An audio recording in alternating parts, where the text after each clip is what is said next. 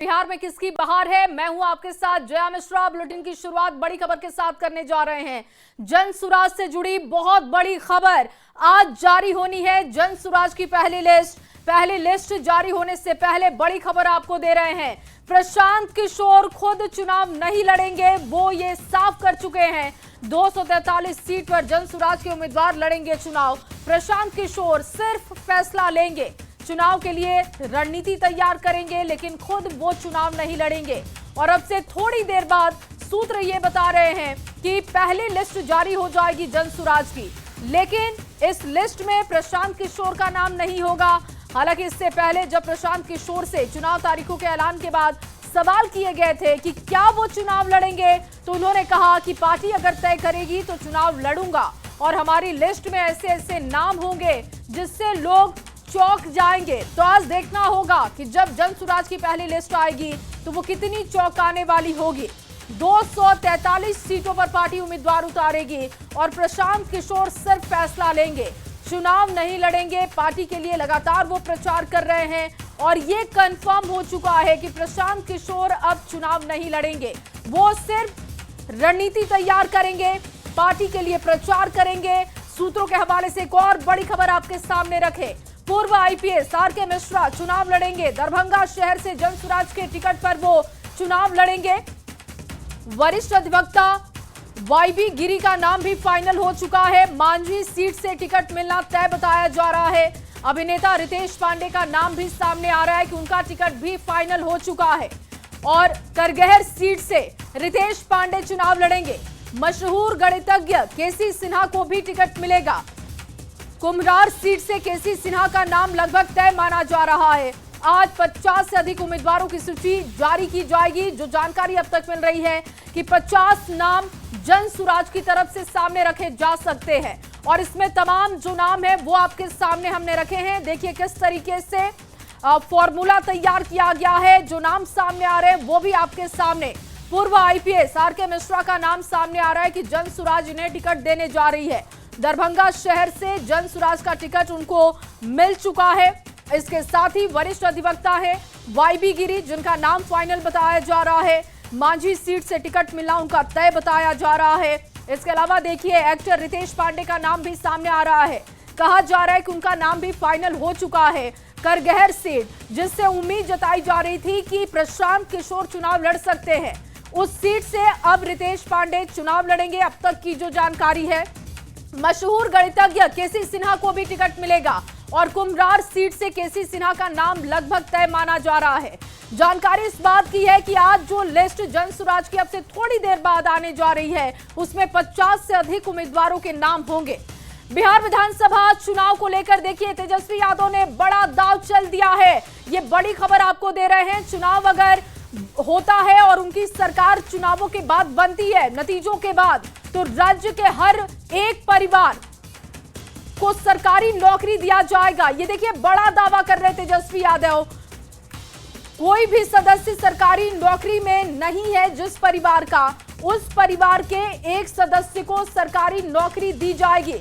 अगर तेजस्वी की सरकार बनती है, महागठबंधन की सरकार बनती है, तो ये वादा किया है तेजस्वी ने कि जिस परिवार के एक भी सदस्य के पास सरकारी नौकरी नहीं है, वो उस परिवार के एक सदस्य को कम से कम सरकारी नौकरी जरूर देंगे।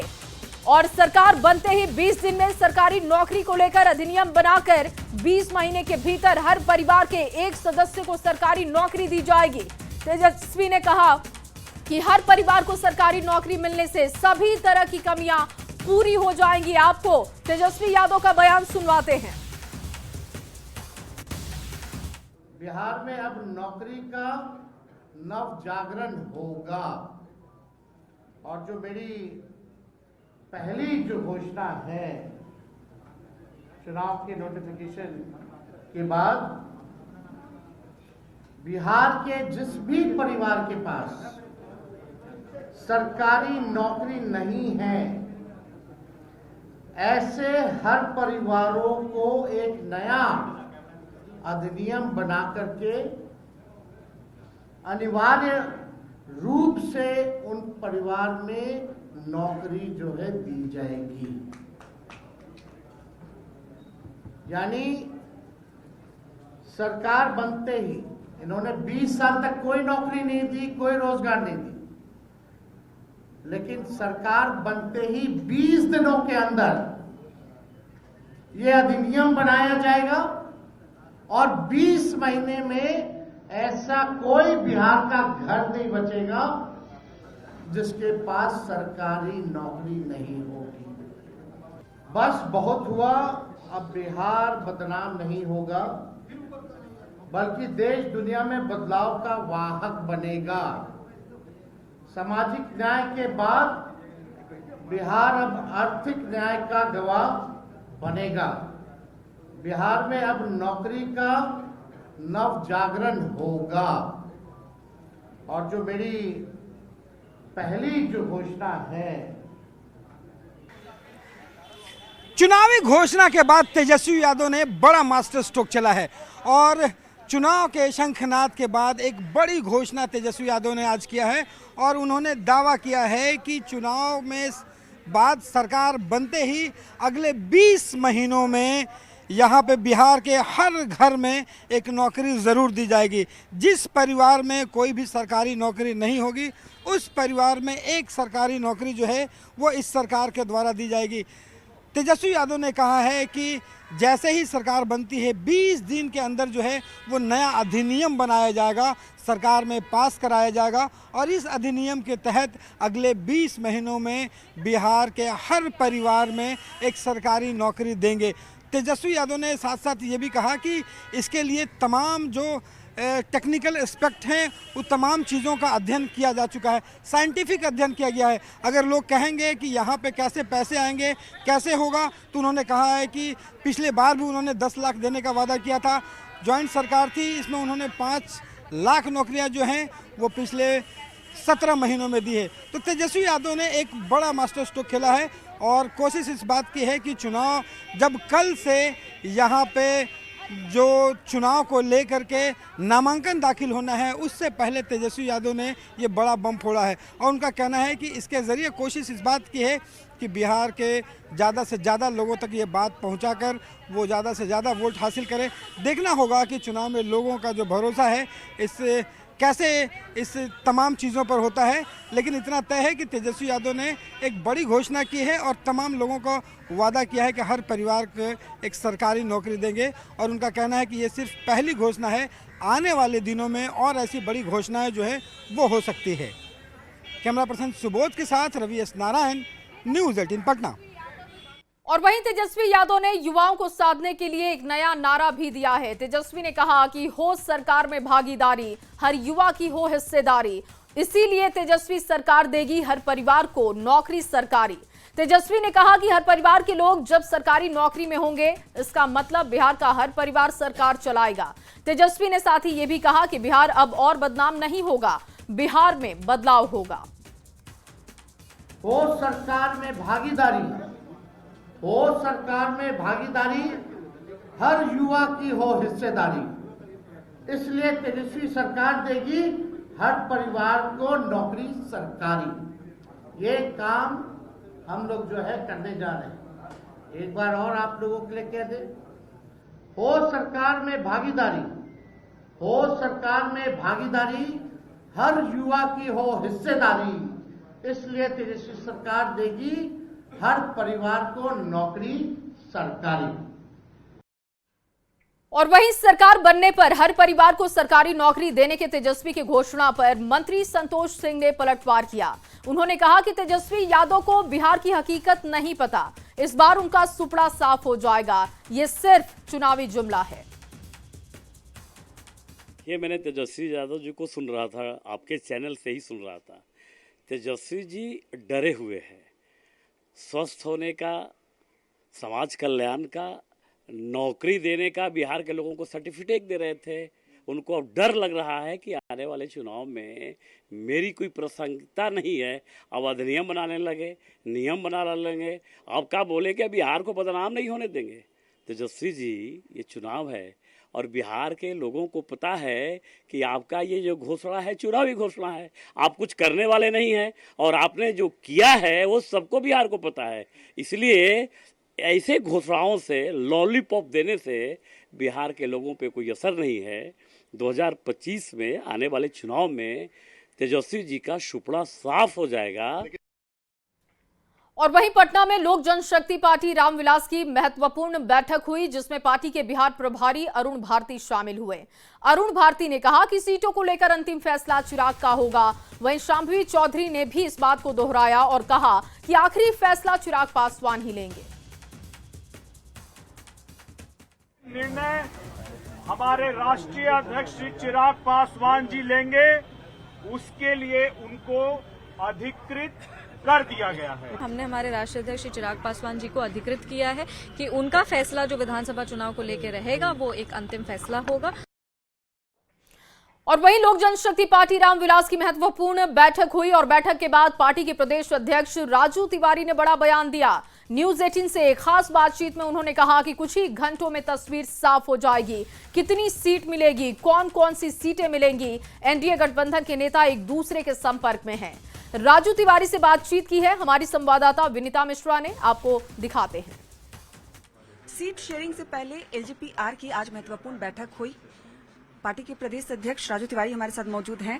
बैठक हुई, बैठक के बाद एक बात सामने आई है। बिहार प्रभारी अरुण भारती ने कहा कि 243 सीटों पर क्या होगा इसका फैसला पार्टी के राष्ट्रीय अध्यक्ष चिराग पासवान करेंगे। इसका मतलब क्या है? नहीं, मतलब देखिए, आज पार्टी के सभी नेताओं की बैठक थी।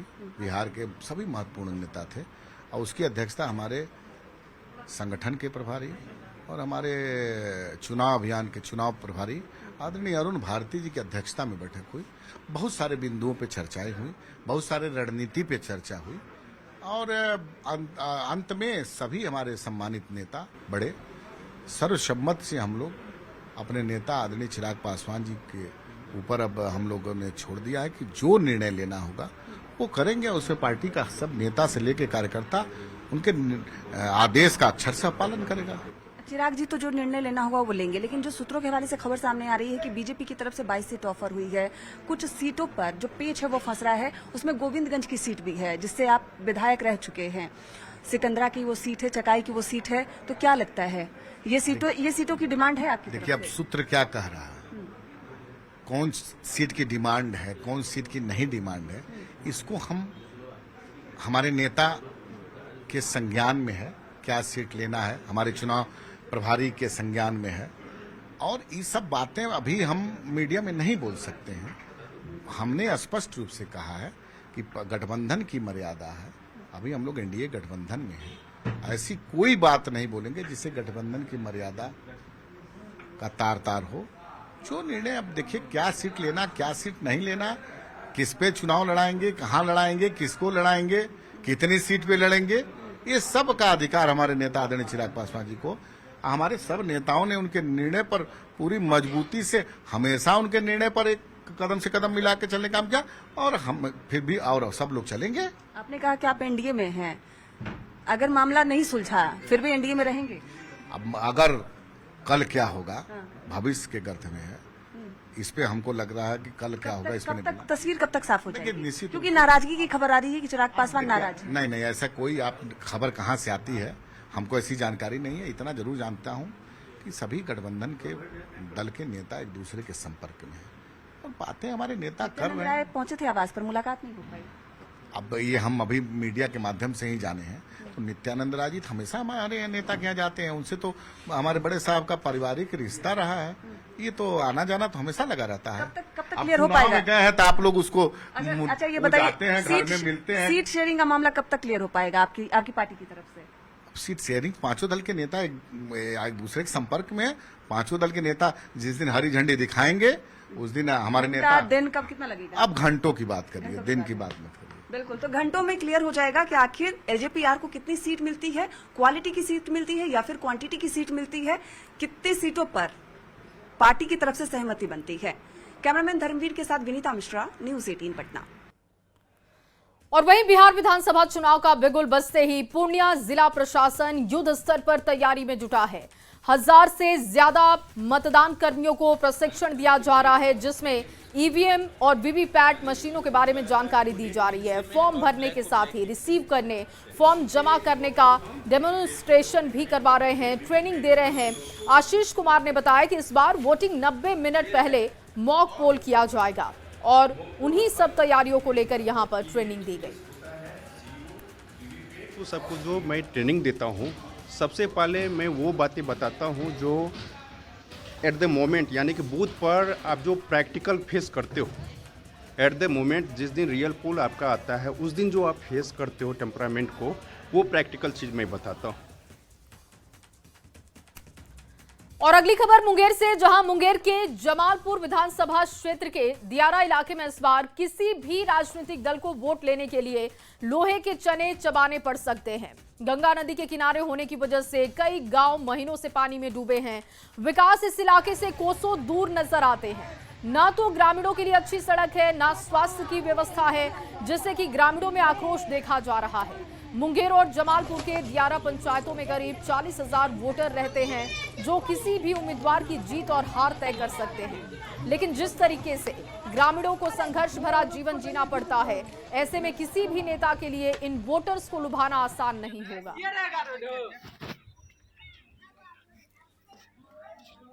नहीं मुखिया, नहीं सरपंच, नहीं वार्ड, नहीं ऊपर वाला कोई मंत्री है, कोई भी नहीं। जितने वक्त कहता है हमारे जिताइए, हमारे में वोट डालिए, और जीत जाता है तो अपना अपना घर में बैठ जाता है। जनता मरे और रहे, उसको कोई फर्क नहीं है। स्थिति है 2 महीना अथी जनता दरबार निया पन्नी तान के रहिए, नहीं हमरा अथी की कहे छै 7,000 नहीं मिल रहा, नहीं कोई चीज हमरा लाभ मिल रहा है। बाले बच्चे यहाँ से लेके सीताचर में भर ठंडा पानी में हमें अभी रहते हैं बाले बच्चे, नहीं कोई सरकार। आते जाते कैसे है आप लोग? आते जाते हैं नाव डेंगी से आते जाते हैं। और अगली खबर सिवान से, जहां नौतन में डॉल्फिन की खूबसूरत तस्वीर देखने को मिली। अमूमन इस तरीके का नजारा समुद्री इलाकों में देखने को मिलता है। डॉल्फिन देखने के लिए कई गांव के लोग इकट्ठा हो गए। तस्वीर में आप देख रहे हैं कि डॉल्फिन पानी में उछल कूद कर रही है। ये तस्वीर सिवान जिले के नौतन नहर की बताई जा रही है। दुर्लभ डॉल्फिन देखने के लिए इस इलाके में सनसनी का माहौल बन गया। बता दें कि पिछले 2 दिनों से नहर में ये डॉल्फिन देखी जा रही थी। लोगों ने इसकी सूचना वन विभाग को दी और इसके बाद वन विभाग की टीम मौके पर पहुंची। जाल की मदद से डॉल्फिन को सुरक्षित बाहर निकाला गया। आशंका जताई जा रही है कि ये समुद्र से भटककर नहर के पानी में चली गई।